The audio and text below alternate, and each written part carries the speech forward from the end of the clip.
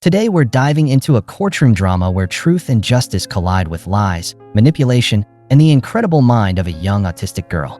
Trust me, this one will leave you thinking about morality, justice, and how sometimes the bravest voice in the room isn't the loudest one. An autistic teenage girl gets asked to testify in a murder case. She's got a sharp memory, almost like a human recording device, but instead of being celebrated for her ability, she gets torn apart and humiliated by a defense attorney. Sounds cruel, right? Well, let's break it down. Meet Suho. He's a brilliant lawyer, skilled, clever, and sharp in court, but when it comes to his personal life, let's just say his old father never lets him forget he's still single.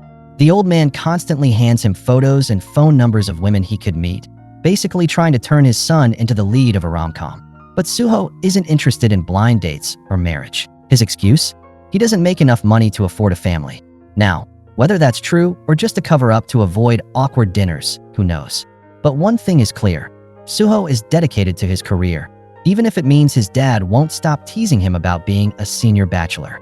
Meanwhile, in another corner of the city, we meet Jiwoo.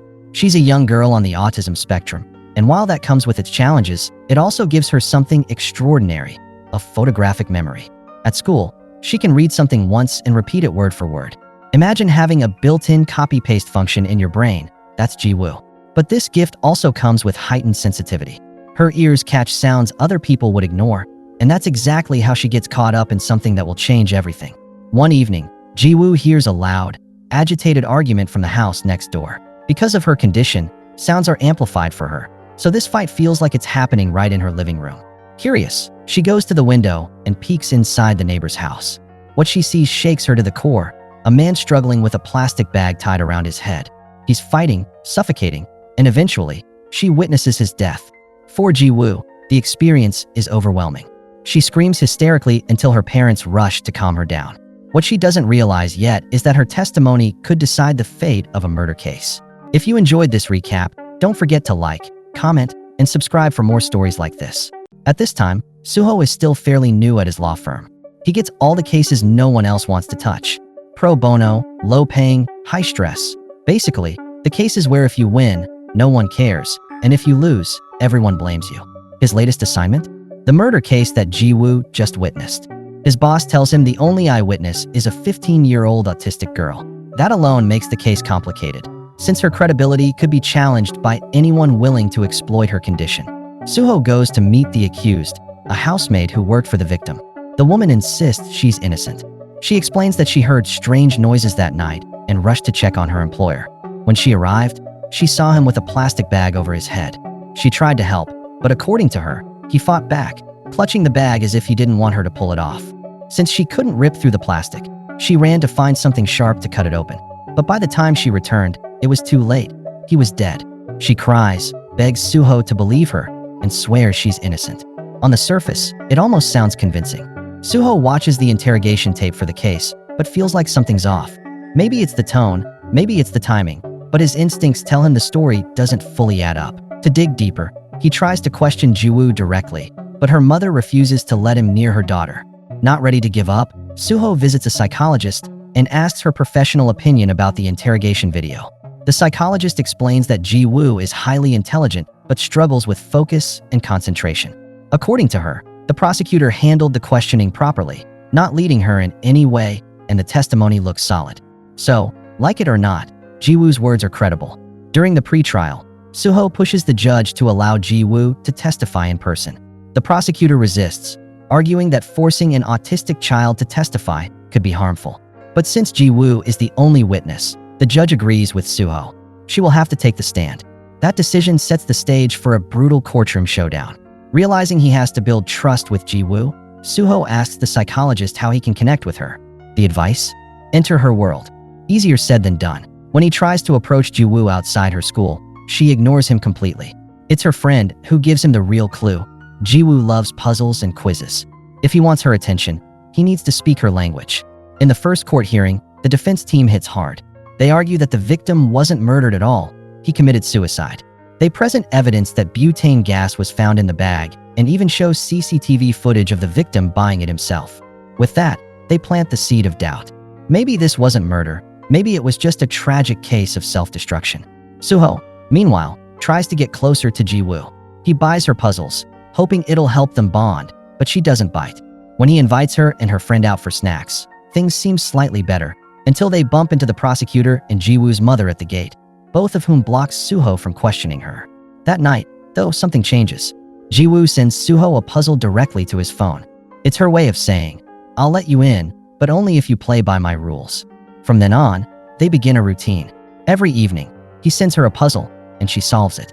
Slowly, trust begins to form. But the world isn't always kind to Jiwoo. Suho finds her being bullied by a girl she considered her best friend. The bully tries to humiliate her, even going as far as physically hitting her. Suho steps in, protects Jiwoo, and tells her the hard truth, that someone who treats her like that isn't really a friend. Jiwoo insists the girl is still her friend, showing just how deeply she values even the smallest bonds. Moved, Suho takes her home, and for the first time, her mother lets him inside to question her properly. When Jiwoo finally takes the stand, the courtroom holds its breath. But almost immediately, she struggles. The ticking of the courtroom clock drives her into distress because her hearing is so sensitive.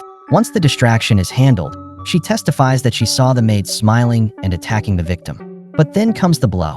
The defense argues that because of her autism, Jiwoo cannot distinguish facial expressions accurately. They humiliate her in front of everyone, reducing her to not normal in their words. The judge sides with the defense, ruling her testimony insufficient. The maid walks free. Suho is shaken, but the prosecutor promises to appeal. Strangely, the maid doesn't seem worried. She even mentions going to see her son, though she had previously told Suho she had no family. That inconsistency gnaws at him.